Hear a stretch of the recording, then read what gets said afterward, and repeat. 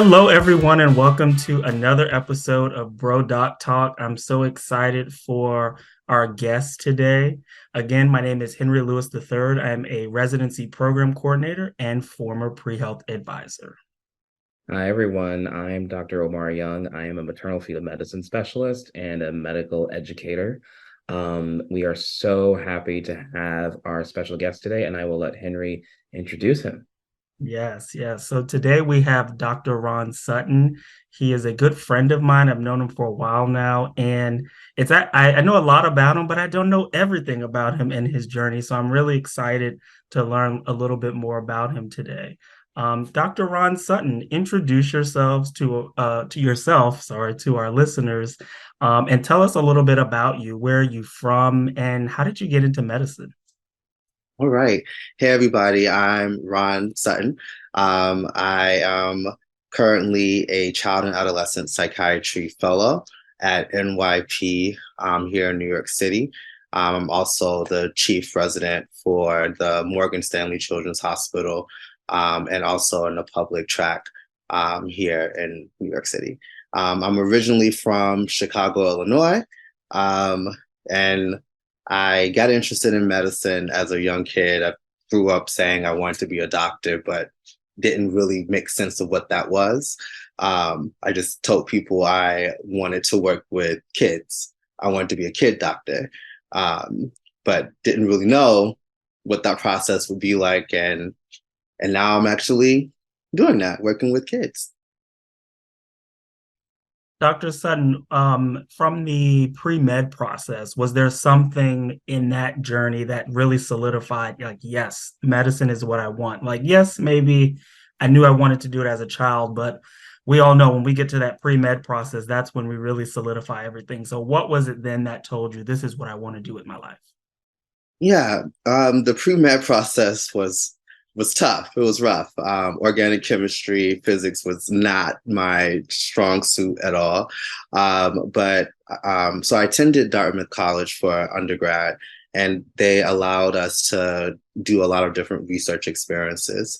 And I did one research experience where I went down to Emory School of Medicine, and I did research looking at deep brain stimulation with epilepsy. And I got the opportunity to work with the psychiatrist and shadow him. And that was when that kind of solidified for me, this is what I want to do. And specifically, I wanted to become a psychiatrist. And that really came from seeing him work with patients that look like us. Because I grew up around people where mental illness wasn't something that we discussed. It was just something that someone was going through, but we don't talk about that. And to see him working with, a Black man who was probably, dealing with psychosis, and the art form of just listening to him talk to the patient and being able to kind of reveal that was interesting to me. So not necessarily the pre-med courses didn't necessarily solidify me, but the real life experience, hands-on learning was the part that kind of solidified for me. I knew it was going to be a rough, tough road. So I didn't finish pre-med classes in college. So I ended up applying to a master's program. So I went to Hampton University and got my medical sciences master's degree. Which basically helped me to get ready for med school. And really what that did was boosted my confidence in myself. Because pre-med classes can, make some people, it can make or break the whole process for you. And if you're not confident, there's a chance that you're not going to continue to push and fight through it. But at Hampton, the professors that I worked with, they encouraged me. And so that was really helpful. So you mentioned that you had someone that inspired you to do what you're doing now, but then you had this coursework that was challenging to you. So I'm wondering if you could tell our listeners what is the significance of seeing someone that looks like you in the role that you want to be one day, or seeing someone that may share some of your certain characteristics, but you actually had no idea that you would want to be that. Can you talk about that? Yeah, for sure. I think that's incredibly important for people to see and to have that experience. I still have that experience to this day, having someone to tell me that you can do this. I'm in this position. I have friends in college. We were all, Black minority kids in our school, and we kind of encouraged each other as well to. We're going to do this. We don't know how we're going to get there. We don't know what this path is going to look like, but we are going to hold each other accountable and fulfill, the dream that we have. Even with going into psychiatry, one of my mentors, Dr. Almatine, down at VCU, who is actually in town now for the conference that I was talking about earlier. She was one of the people that was like, you need to go into child psychiatry. You work really well with kids. You need to do it. And it was in the back of my mind, but it wasn't something that I needed. So sometimes you need that person that's already at where you want to be to just be like, you can do this. And having those experiences now has even encouraged me to go back and have conversations with people and be like, my path into medicine was not straight at all. It was a lot of turns, going backwards, all types of stuff. So it wasn't, straight from college to med school to residency fellowship. There was undergrad, getting my master's, going to medical school. I took a break during medical school, went back to medical school, and then did residency and fellowship. So it's a long process, but if you have that set goal and try to not hear the naysayers or even the obstacles that get in the way and know that you can overcome that. And what specific obstacles would you say that you faced as a Black man trying to navigate medicine? Where do I start? I think definitely in college, pre-med classes, I was one of very few Black men in my pre-med classes to begin with. Not let alone just a Black person in the class in general. So that was an obstacle. For me, I'm first generation college student as well, and didn't really know much about medicine or med school and the terminologies. So then going to med school was challenging because I'm like, okay, I'm just trying to understand the language that we're using here. And even in my graduating class, I was one of three Black men in the class of like 220. So that was an obstacle of just kind of trying to be seen and heard and listened to, or at least feeling as though I wasn't being seen or heard. But again, trying to overcome that. That was for me some of the obstacles. Yeah, I think Henry can also understand exactly where you're coming from. Because it's very interesting when you're trying to navigate this whole huge career and you have really no one that can actually show you the ropes or tell you how to get from point A to point B. So one of the reasons why we do this YouTube channel is to basically help folks with being their pseudo mentors, right? Um, so I'd be curious to know exactly what does mentorship and actually sponsorship mean to you as a medical trainee, but also now that you're close to the glory of attendinghood, Mhm. what is that going to mean to your trainees? So mentorship for me is a big thing. Again, like I mentioned earlier, that was one of the main things that drove me and encouraged me and pushed me to keep going. Because there were moments where you do want to stop what you're doing and be like, I have other talents. I can do something else. And I mean, I had that moment and in med school where I told myself, this isn't really something I want to do. I'm going to become a teacher. So I taught second grade for a whole year. But then there was, people, mentors in medical school that was like, you have to come back. You have to finish this. This is what your calling is, what you want to do. You can't let the negative things get in the way.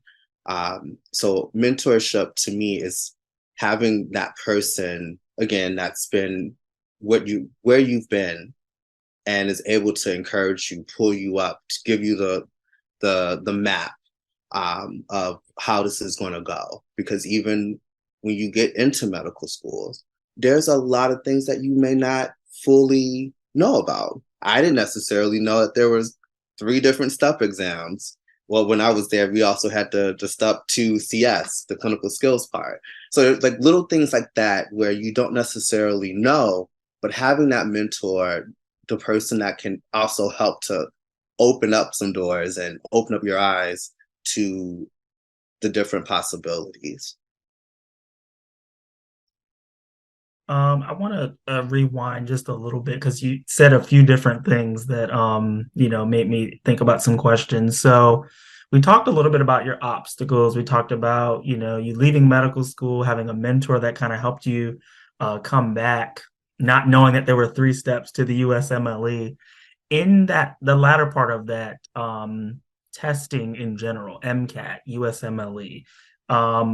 Other than mentorship, what did you utilize to really prepare for those types of tests? Those are very daunting tests in this journey in medicine. So, as a first gen college student, as a Black man in medicine, how did you navigate preparing for those tests?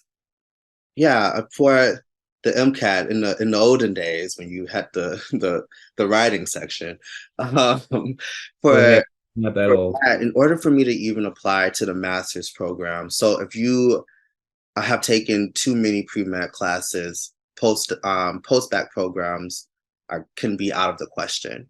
And so sometimes you're kind of stuck in this position where you have to apply to a master's program, which is kind of where I found myself. And some of those master's programs, you also have to take the MCAT. I took the MCAT and did not do well at all. And like kind of crammed for it, but knew I was just taking this test because I needed to take it in order to apply. But again, my confidence during that period of time was not great at all. And I kind of went into it already thinking this is not going to go great. I haven't done the second part of physics yet. I haven't done the second part of organic chemistry yet. So there's going to be questions on this that I do not know, but I know I have to take this test. But then when I took it the second time, again, going to shout out for HU, going to Hampton, my confidence was much improved. And I knew the material. I did use I'm not sure, I can't even remember the names of the booklets, but I did a lot of questions. A lot of questions. I think it was exam crackers, I think it was called. So I really focused on those and doing questions. And for me, if I feel good about the material, I can do well on the material. I'm not the type of person where if I take a test, I'm not going to necessarily lie to myself and say, oh, this is going to be okay. I kind of have, an idea if this test is going to go the way that I want it to. But I also knew that I had to put in a lot of, time and energy into studying for the MCAT, which I was able to have that by doing the program. But for the STUP exams, those were like, I've always heard people explain medical school of like trying to drink water from a fire hydrant. So there's so much information. And me going into medical school, I guess it's a good thing that I already kind of knew what I wanted to do, but then knowing that I really wanted to do psychiatry. So then the other topics were like, okay, cardiovascular, okay, I get it. But again, I had to put in a lot of work. I did a lot of flashcards. I did programs just to make sure that I was going to be okay for this 8, 9 hour test. And then step 2 was the same thing. Step 3 was better, but it was you are facing a different task because you're now working full time and trying to study for a test. Um, so for me, though, I think having like the first aid books to read, doing a lot of questions, trying to do as many practice tests that I can just to kind of gauge um, where my score is landing was helpful for me. And focusing on really paying attention to my weak areas, which is something that if we're not, great at a particular thing, we don't necessarily want to spend the most time, but that's something that you have to take into consideration. What you just said about how your confidence was initially shaky and then you went somewhere else and then your confidence got boosted. Um, a lot of us operate in predominantly white spaces, and not necessarily at historically Black colleges or universities. Um, what do you think the role of an HBCU for you was in building your career? And what would you tell someone that is interested in medicine about the role of an HBCU? For me, I think going to Hampton was probably one of the best decisions that I could have made. Um, I had professors that looked like me. All of my classmates looked like me. We all struggled at whatever school that we were at prior to, and we knew that we wanted to become doctors. And you had people that was speaking positive things into you, which you may not necessarily get all the time at PWI. Some people believe going to a PWI, you walk into the room and people automatically think that you don't know anything as a person of color. So you already are entering into a space where sometimes you may feel less than. And being at a HBCU, I felt equal to everyone else. And that was something that I thought was important. If I had someone that to say that they wanted to go to HBCU, I would say go right ahead. They really do speak life into you and they encourage you.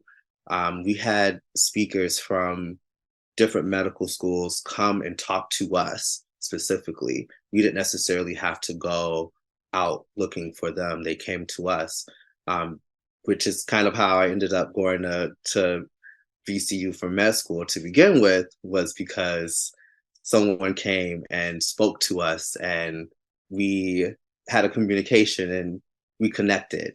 And I think that was helpful, that one, you're at a space where they are encouraging you, they are providing you the resources that you may not have gotten anywhere else.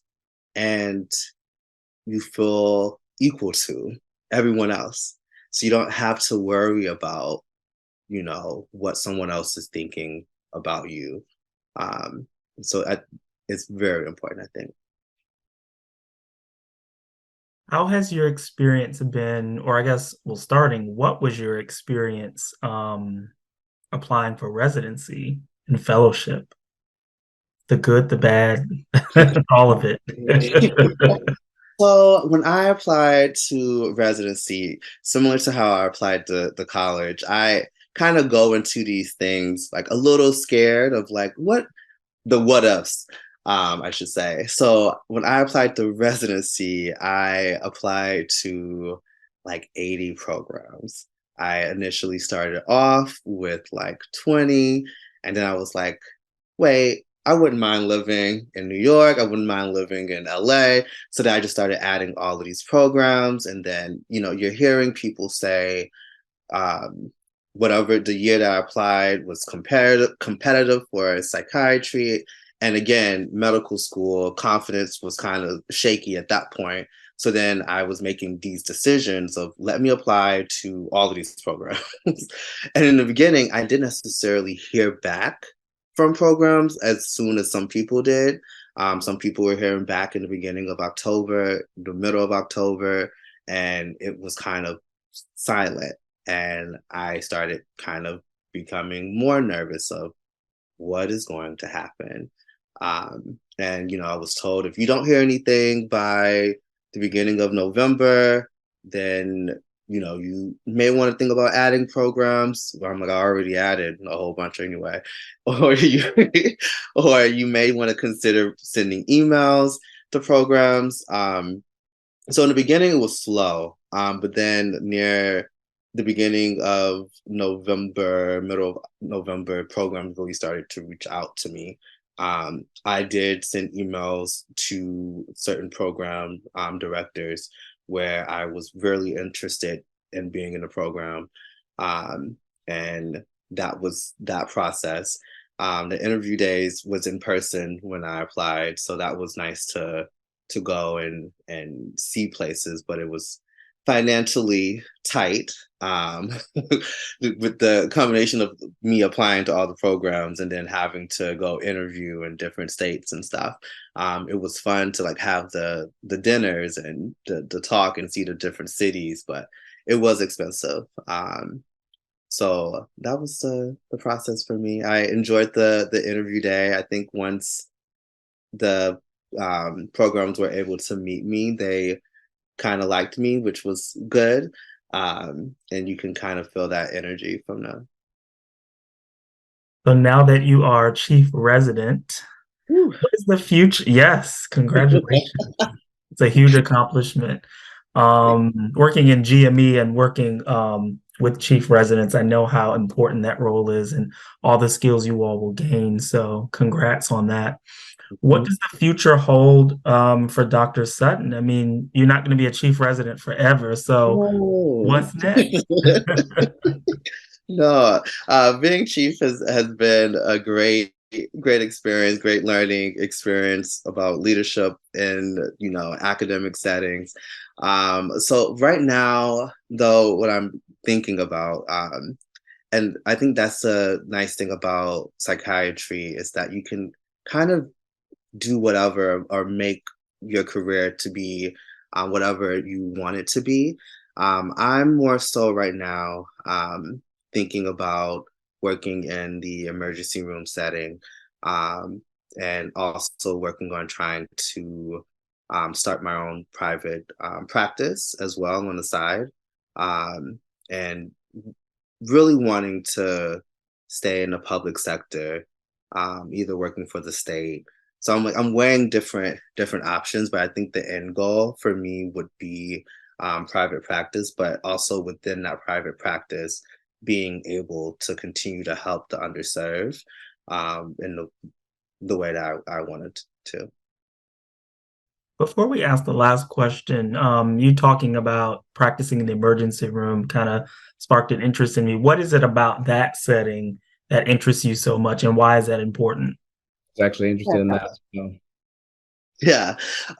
So I came from a residency program where CPEP, or like our psychiatric emergency room, was like our big thing about our program. And you're seeing patients kind of in the lowest point that they've ever been in, either because they're having suicidal thoughts or they are experiencing an episode of mania or an episode of psychosis.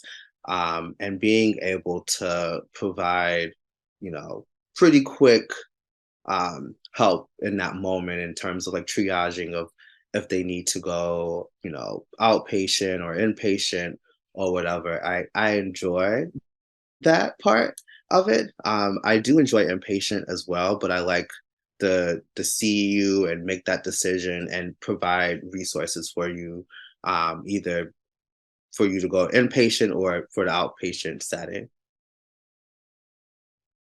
Thank you. That's awesome.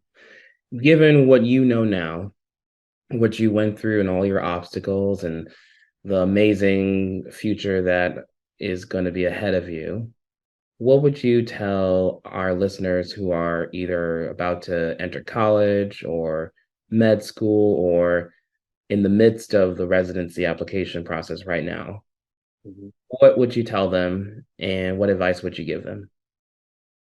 Please don't give up. If this is something that you want to do not allow the naysayers to make you change your mind.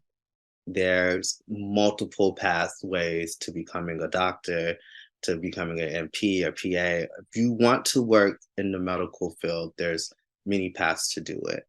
You, even if that means you have to find the one person that says yes, there's someone out there that is going to encourage you to keep doing it. Um, like I said, with my path, it wasn't straight. It was very much so jagged and lots of stops. But I kept pushing and kept going. Um, and that's what I would encourage anyone to do. If this is something that you want to do it. There's a way for you to make it happen. And trying to connect with some type of mentor to help you, because of taking organic chemistry at your college is not it. You might want to take it over a summer somewhere else where it may be a little bit easier. But if you just gotta find the tricks and the ways to get through the process. But it is a process, and you're gonna have those days where you want to not do it anymore, and that's okay. Find someone to help pick you up, or you can pick yourself back up, but you got to keep doing it. I tell medical students now, patients need us. They want to have someone that looks like them. So that's something to keep in the back of your mind too, is that there's people rooting for you that you have not even met yet, but there's people rooting for you. That's awesome. And just for our listeners, organic chemistry does not define a good clinician. Really Not does at not. all. It does Not at not all. at all. And honestly, I hear that from every single physician that I know. They all, send those same sentiments. So agreed, agreed.